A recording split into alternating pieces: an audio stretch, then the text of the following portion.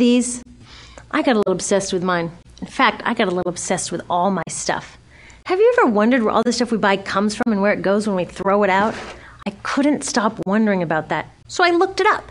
And what the textbook said is that stuff moves through a system from extraction to production to distribution to consumption to disposal. Altogether, it's called the materials economy. Well, I looked into it a little bit more. In fact, I spent 10 years traveling the world, tracking where our stuff comes from and where it goes. And you know what I found out? That is not the whole story. There is a lot missing from this explanation. For one thing, this system looks like it's fine. No problem. But the truth is, it's a system in crisis.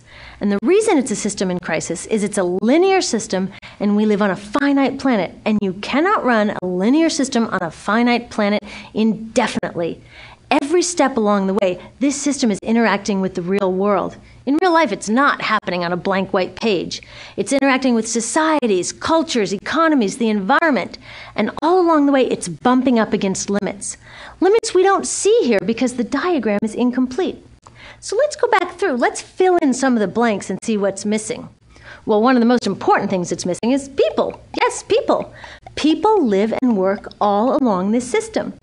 And some people in this system matter a little more than others. Some have a little more say. Who are they? Well, let's start with the government. Now, my friends tell me I should use a tank to symbolize the government, and that's true in many countries and increasingly in our own. After all, more than 50% of our federal tax money is now going to the military. But I'm using a person to symbolize the government because I hold true to the vision and values that the government should be of the people, by the people, for the people. It's the government's job to watch out for us, to take care of us. That's their job. Then along came the corporation. Now, the reason the corporation looks bigger than the government is that the corporation is bigger than the government. Of the 100 largest economies on Earth now, 51 are corporations. And as the corporation has grown in size and power, we've seen a little change in the government where they're a little more concerned in making sure everything's working out for those guys than for us. Okay, so let's see what else is missing from this picture. We'll start with extraction, which is a fancy word for natural resource exploitation, which is a fancy word for trashing the planet. What this looks like is we chop down the trees, we blow up mountains to get the metals inside, we use up all the water, and we wipe out the animals. So here we are running up against our first limit. We are running out of resources. We are using too much stuff. Now, I know this can be hard to hear, but it's the truth, so we've got to deal with it. In the past 3 decades alone, 1/3 of the planet's natural resource base has been consumed. Gone. We are cutting and mining and hauling and trashing the place so fast that we're undermining the planet's very ability for people to live here. Where I live, in the United States, we have less than 4% of our original forests left. 40% of the waterways have become undrinkable. And our problem is not just that we're using too much stuff, but we're using more than our share. We have 5% of the world's population, but we're using 30% of the world's resources and creating 30% of the world's waste. If everybody consumed at US rates, we would need 3 to 5 planets. And you know what? We've only got 1. So my country's response to this limitation is simply to go take somebody else's. This is the third world, which some would say is another word for our stuff that somehow got on somebody else's land. So what does that look like? The same thing, trashing the place. 75% of global fisheries now are fished at or beyond capacity. 80% of the planet's original forests are gone.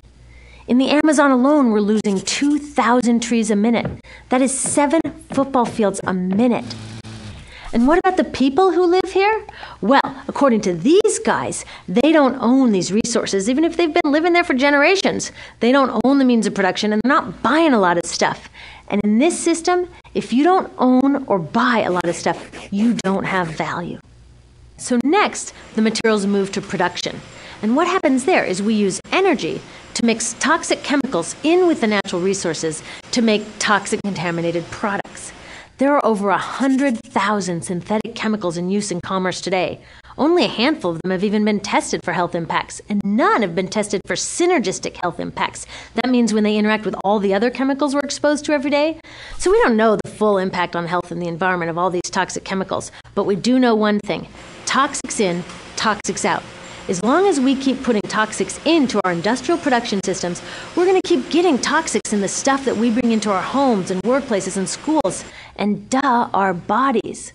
Like BFRs, brominated flame retardants, they're a chemical that make things more fireproof, but they are super toxic. They're a neurotoxin. That means toxic to the brain. What are we even doing using a chemical like this? Yet we put it in our computers, our appliances, couches, mattresses, even some pillows. In fact, we take our pillows, we douse them in a neurotoxin, then we bring them home and put our heads on them for 8 hours a night to sleep. Now, I don't know, but it seems to me in this country with so much potential, we could think of a better way to stop our heads from catching on fire at night. Now, these toxics build up the food chain and concentrate in our bodies. Do you know what is the food at the top of the food chain with the highest level of many toxic contaminants? Human breast milk. That means that we've reached a point where the smallest members of our societies, our babies, are getting the highest lifetime dose of toxic chemicals from breastfeeding from their mothers. Is that not an incredible violation? Breastfeeding must be the most fundamental human act of nurturing. It should be sacred and safe. Now, breastfeeding is still best, and mothers should definitely keep breastfeeding, but we should protect it. They should protect it. I thought they were looking out for us. And of course, the people who bear the biggest brunt of these toxic chemicals are the factory workers, many of whom are women of reproductive age. They're working with reproductive toxins, carcinogens, and more. Now I ask you, what kind of woman of reproductive age would work in a job exposed to reproductive toxins except for a woman with no other option? And that's one of the beauties of this system. The erosion of local environments and economies here ensures a constant supply of people with no other option. Globally, 200,000 people a day are moving from environments that have sustained them for generations into cities, many to live in slums, looking for work, no matter how toxic that work may be. So you see, it's not just resources that are wasted along this system, but people too. Whole communities get wasted. Yep, toxics in, toxics out. A lot of the toxics leave the factories in products, but even more leave as byproducts or pollution. And it's a lot of pollution. In the U.S., our industry admits to releasing over 4 billion pounds of toxic chemicals a year. And it's probably a lot more because that's only what they admit. So that's another